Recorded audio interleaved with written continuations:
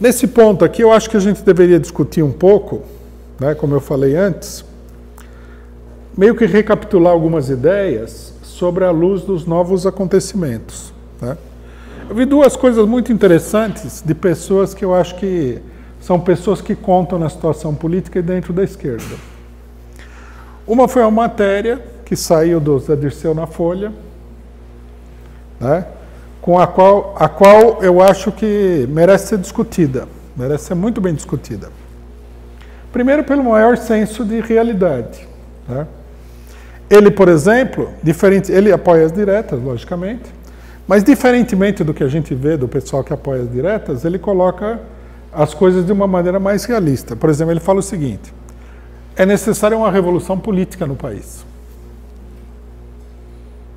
Ele não especifica qual seria essa revolução política, como seria, quem faria, qual é o conteúdo, etc. e tal.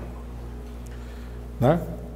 Mas esse é um dado importante. A mesma coisa apareceu no discurso do Lula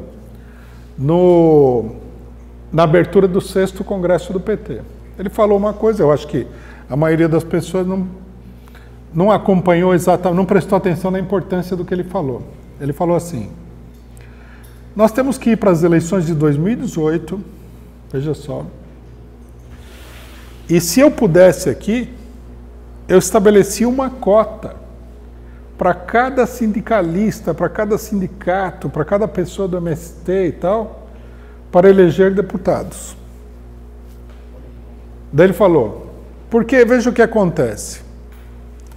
O MST tem 3 deputados. E a bancada ruralista tem 200. Os metalúrgicos, tem 2 metalúrgicos no Congresso. E os empresários têm 300. Bom, aí ele falou o seguinte: se a gente ganhar as eleições, né, nós vamos ter que governar. E se a gente não tiver maioria, nós vamos ter que fazer acordo. E nós vamos ter que fazer acordo com quem está lá no Congresso, porque não dá para fazer acordo com o suplente, que é a mais pura realidade. Quer dizer, os dois, à sua maneira, o Zé Dirceu e o Lula, eles colocaram o dedo na ferida. Que é o seguinte: ou você opera uma modificação profunda no sistema político de conjunto, ou não adianta você se eleger presidente. É uma fantasia. Eles não falaram isso, mas eles estão indiretamente denunciando isso. É uma fantasia. Você vai lá, elege o presidente. Elegeram o Lula. O Lula foi eleito numa coligação que incluía até o Partido Liberal. Uma aberração isso aí, se a gente for ver bem. Chega lá no Congresso, o Congresso está fatiado entre PMDB, PSDB, PP, PRB, não sei, um monte de partidos de verdadeiros criminosos, verdadeiras quadrilhas políticas que dominam o Congresso Nacional.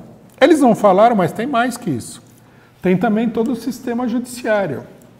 Se você tiver maioria no Congresso, aí vem o STF, o TSE, o Sérgio Moro, os, sei lá, 40 mil juízes que tem no país para impedir você de fazer qualquer coisa. Quer dizer, nós não podemos viver na ilusão de que isso daqui é um paraíso e que é como um concurso, né? É como uma gincana no Faustão. Se você ganhar a presidência da República, pronto. Não. A verdade verdadeira é que se você ganhar a presidência da República, você não ganhou nada. E olha que é difícil ser presidente. O Lula estava explicando isso aí, o Zé Dirceu está explicando isso aí. São as duas principais cabeças pensantes dentro do PT, sem sombra de dúvida. Quer dizer, o problema é muito mais complicado do que parece à primeira vista. Em última instância, se a gente for traduzir o que eles estão falando, a gente deveria traduzir da seguinte maneira: ou você esmaga essa verdadeira quadrilha que deu o golpe, ou você nunca vai ter uma política que satisfaça os interesses dos trabalhadores no Brasil, seja pela eleição, seja por que modo for. O Zé Dirceu, inclusive, mais teórico, né? Porque o Lula, o jeito dele é popular, é mais direto, mais empírico e tal. fala o seguinte, que as elites, quer dizer, os grandes capitalistas romperam o pacto democrático, traíram o pacto democrático. Quer dizer que nessa situação, pior ainda, porque você vai ter que governar contra toda a burguesia brasileira.